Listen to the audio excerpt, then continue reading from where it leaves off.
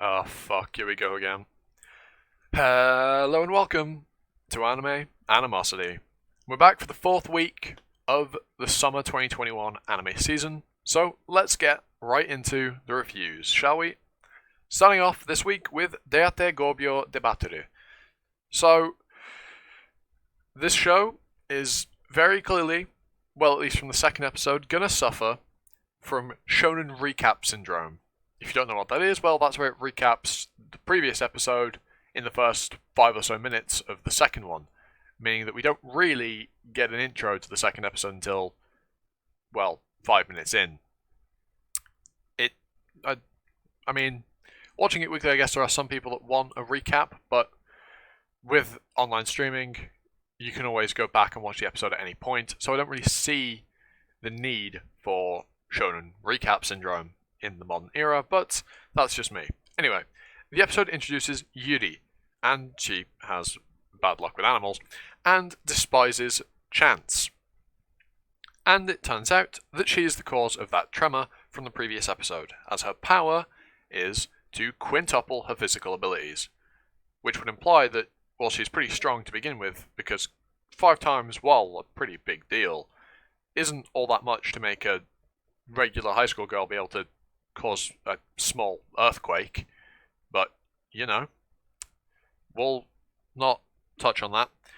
But yeah, so she has a very clear trauma due to her mother, which is almost certainly the reason why she happens to hate Chance, but this episode she just so happens to fight the creepiest looking, ugly bastard looking motherfucker, like, presumably of the show. I couldn't tell you of like all time because, well, there's a lot of really fucked up dojins and hentai out there.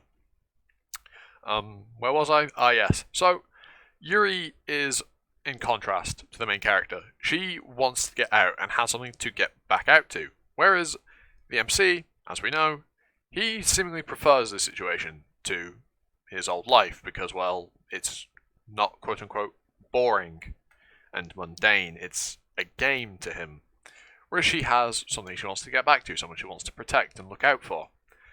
But she is now here. And this contrast could lead to conflict, and it could be very interesting later down the line.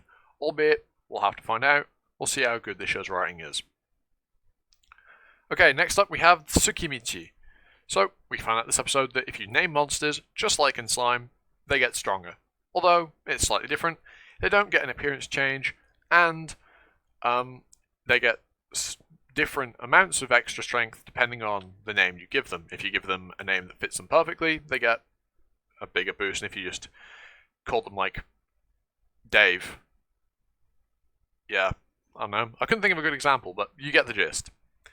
So, the world gets more fleshed out as more races introduced, and how they're connected to Shen and the spider chick, who I've forgotten the name of. Although they both get new names, albeit I didn't write them down. Oh no, I do know what they are. It's Tomoe and Mio, I believe. I'm almost certain. Was it? Something like that. It's been a week since I watched those episodes nearly, okay?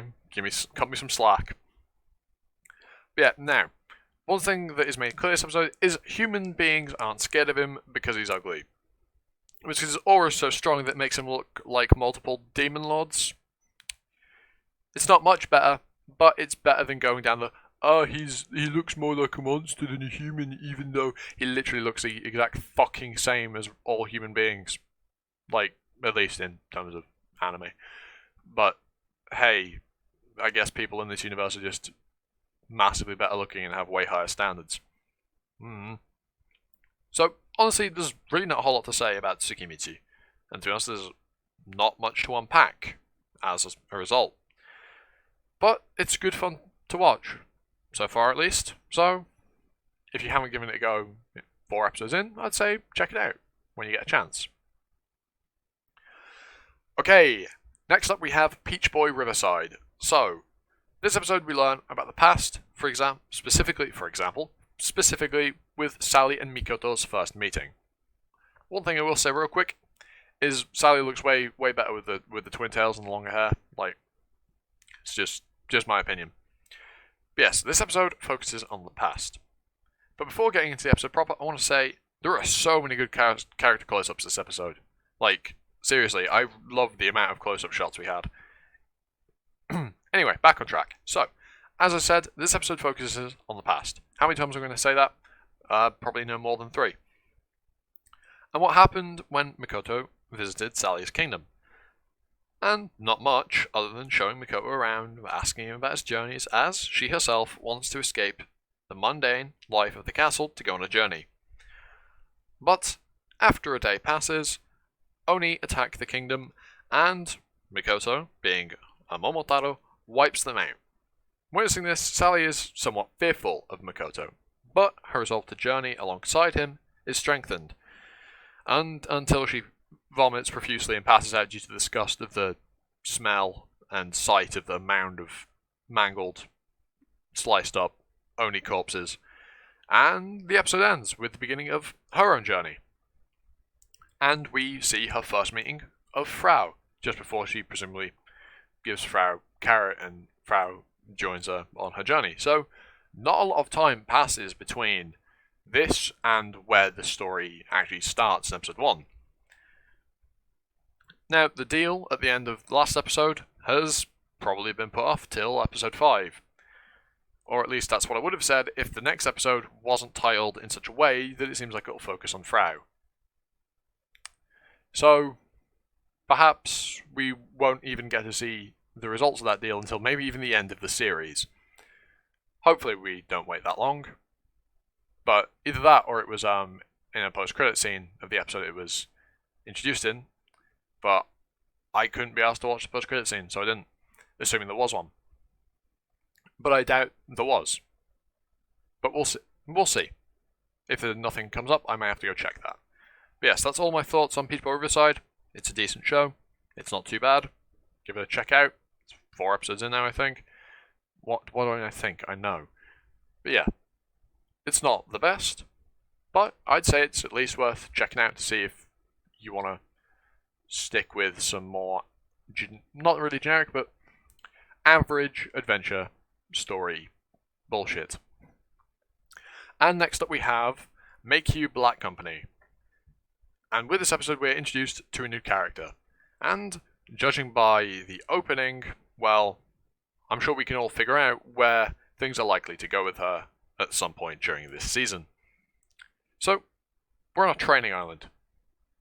And it continues to be established how comedically evil the mining company is. We get scraps of background on Wanibe. He comes from the countryside and has a good knowledge of herbs and plants, which will come in handy, as you'll soon see. Now, this company is so comically evil that they'll use brainwashing, dark magic, and the like to make their employees like the work and worship their boss. But hey, it's effective, and it even seemingly breaks Kinji down. And they'll even extort money out of their employees by taking advantage of said brainwashing to make them buy ridiculously expensive statues, of their boss, even though they don't really look like much of anything other than a spiky crystal. But what works, until it doesn't. And now, there's one thing I didn't mention a few moments ago when I was talking about Wanibe's knowledge of plants. Well, the reason we find out about this is because Kinji is hungry while walking and reaches for some grass, to which we find out is confusion grass, which messes with your head. Well, that confusion grass from earlier actually comes back up toward the end of the episode. Well, middle-ish of the episode. And, well, is the reason that the brainwashing doesn't work on Kinji and Wanibe. It's a Kirchhoff's gun type of deal. And I really liked it. I thought it was, albeit not the smartest or best writing, I thought it was nice. It was relatively smart. And it meant that it wasn't just a random bit of world building and fact that there was this specific type of grass. But anyhow, Kinji has now made his way into Group 3, and has, well, gone up the world. And some more happens at the end of the episode, with him encountering the new character we're introduced to, didn't write down her name because I'm stupid. But hey, she's some sort of hero.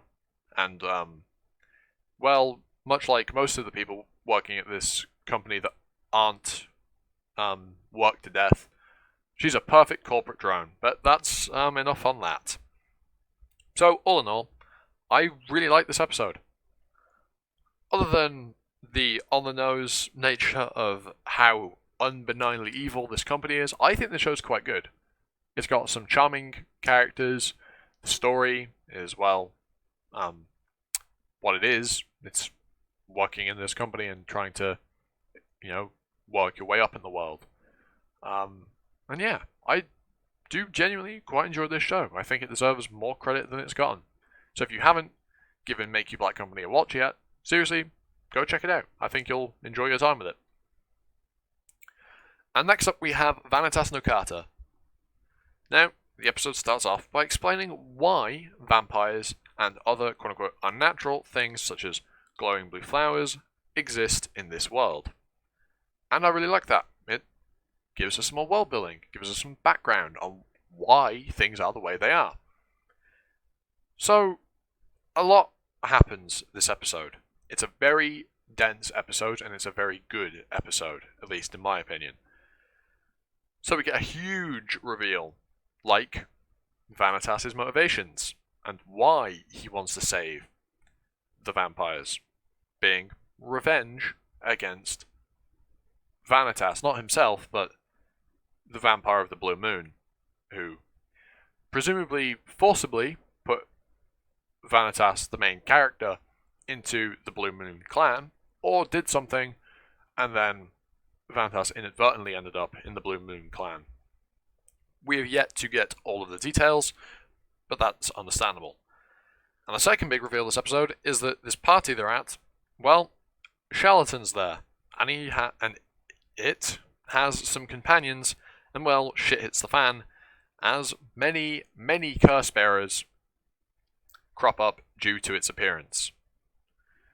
Now, Vanitas continues to be an incredibly enjoyable character, as interactions with the rest of the cast are just so interesting. I think I may be selling this show a little bit short, but now, after a couple of episodes, the show's gone from being it's good, it's good, it's about it. It's pretty good.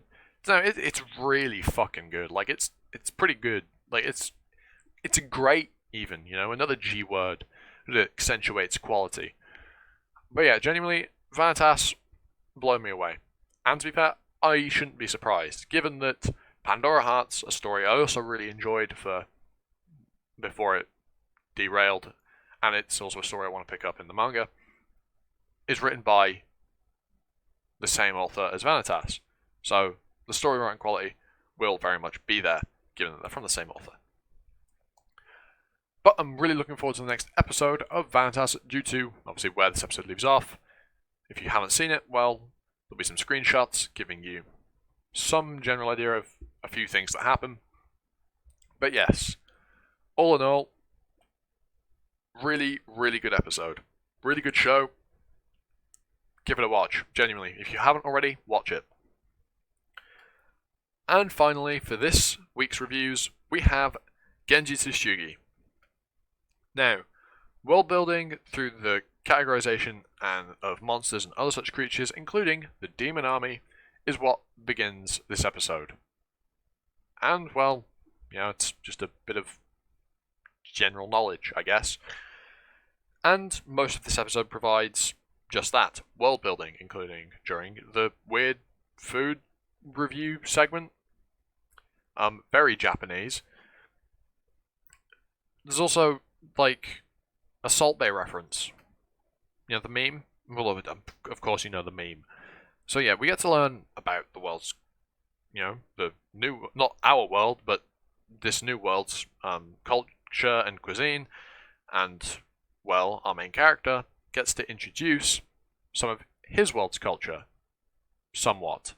And also introduces them to a meme, albeit they won't know. I just think that's a way of putting salt on things, I guess.